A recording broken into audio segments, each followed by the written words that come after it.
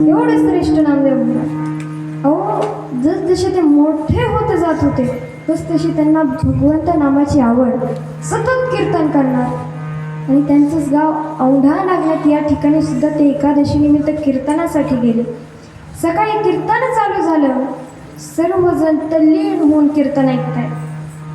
पण त्याच वेळी आतमध्ये असणारे पुजाऱ्यांनी सांगितलं, अहो काय तुमचा टाळ्या वाजवता, तुम्ही मध्येच मृदंग वाजवता, मध्येच टाळ वाजवता, आमच्या पूजामध्ये विक्षेप येतोय, तिकडं कुठं जाऊन कीर्तन करते. म्हणले, अहो कीर्तन थोडंच राहिलंय, एवढं करू द्या, आम्ही हळूने बोलतो, नाही विक्षेप येणार, आत नाही आवाज येत.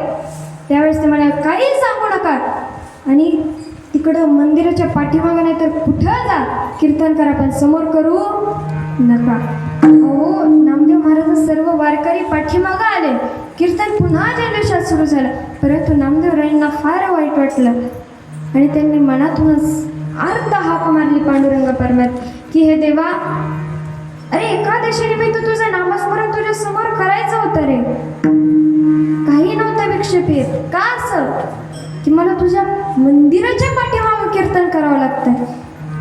असं म्हटल्याच्या नंतर साक्षात त्या ठिकाणी देऊळ फिरलं. एवढं